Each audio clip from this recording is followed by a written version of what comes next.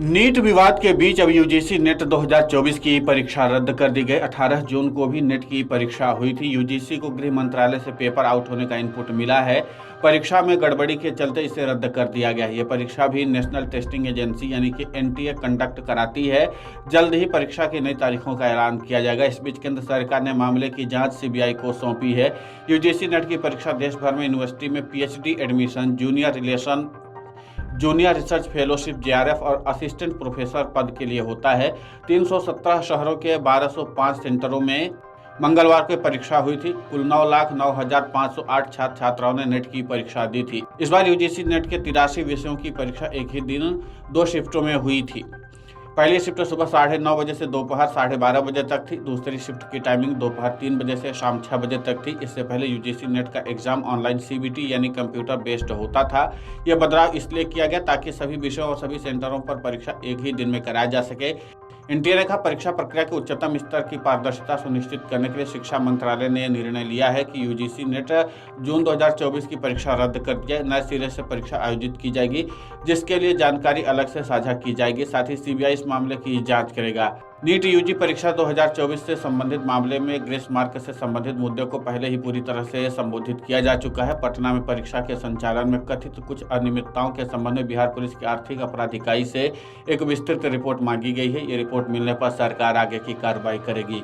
सरकार परीक्षा की शुचिता सुनिश्चित करने और छात्रों के हितों की परीक्षा के लिए प्रतिबद्ध है। ये दोहराया गया है कि जो भी व्यक्ति संगठन इस मामले में शामिल पाया जाएगा, उसके खिलाफ सख्त कार्रवाई की जाएगी।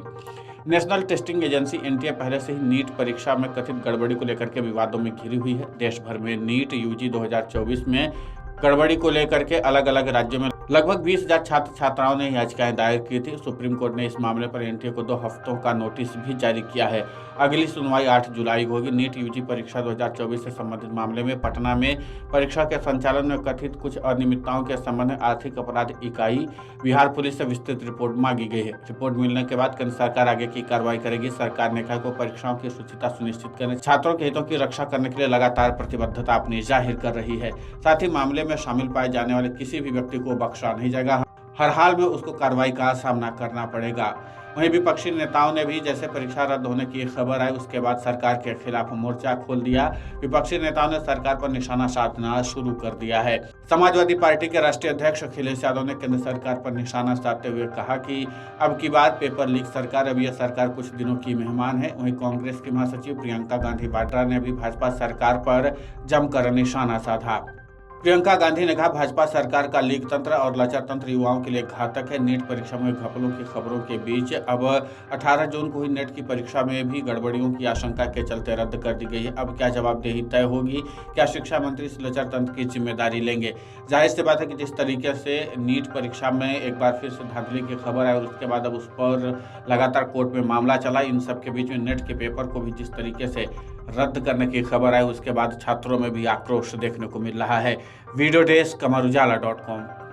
अगर आप ये वीडियो YouTube पर देख रहे हैं तो हमारे चैनल को सब्सक्राइब करें और बेल आइकन को दबाना ना भूलें। अगर आप Facebook पर ये वीडियो देख रहे हैं तो हमारे पेज को लाइक करें।